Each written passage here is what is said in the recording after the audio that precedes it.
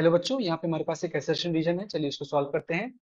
तो assertion is runner, tuber, sucker, offset, etc. are vegetative propagules, and its reason is given. Two parents are involved in the formation of this structure. तो इसका जो assertion है वो बोलता है runner, tuber, sucker, offset ये सारे क्या हैं? Vegetative propagules हैं। और इसका रीजन उन्होंने बताया कि two parents are involved in the formation of these structures। तो इस क्वेश्चन में जो हम लोग का की कॉन्सेप्ट होने वाला है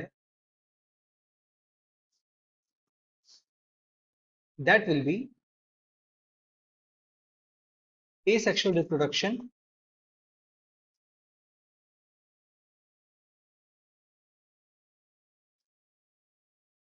in plants.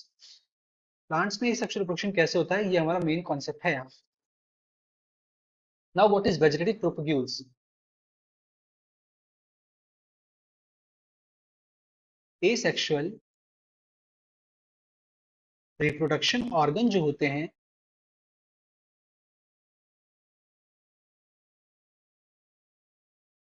In plants these are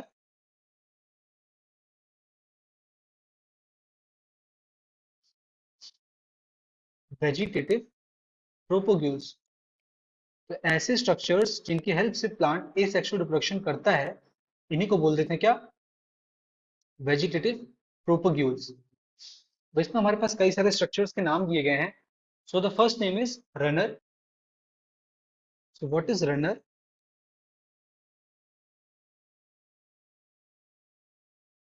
runner जो होता है वो एक स्टेम मॉडिफिकेशन होता है जो कि नोड से निकलता है।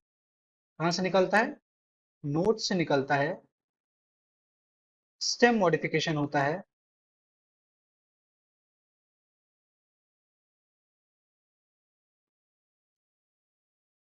और ये पहले हॉरिजॉन्टली ग्रो करता है, इसके बाद फिर एरियल आता है।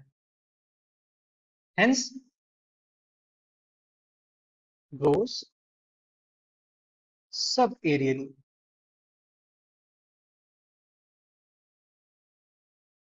पहले हॉरिजॉन्टल ग्रोथ करेगा अलोंग द ग्राउंड, इसके बाद फिर ऊपर से निकल के एक नए प्लांट को गिव राइज देगा। और इसका जो बेस्ट एग्जांपल हम लोग देखते हैं that will be strawberry. Yes, strawberry is the example of runner. Strawberry में एसेक्सुअल रिप्रोडक्शन या वेजिटेटिव प्रोपेग्यूल जो होता है वो रनर होता है। ट्यूबर क्या होते हैं? Tuber are root modifications. ये रूट मॉडिफिकेशन होते हैं। अब क्योंकि ये रूट मॉडिफिकेशन है तो इनमें एक इंपॉर्टेंट चीज यहाँ पे आती है कि ये फूड स्टोर भी करते हैं। और इसके एग्जांपल्स आपको मिल जाएंगे dahlia. Dahlia is the best example of tube. ठीक है।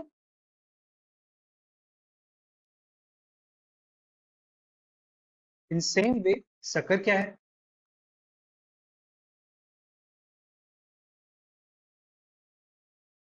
Sucker is also stem modification.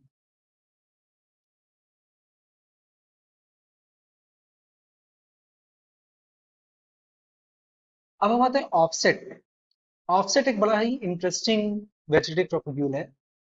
जो ऑफसेट होता है ये भी एक तरह का स्टेम मॉडिफिकेशन है।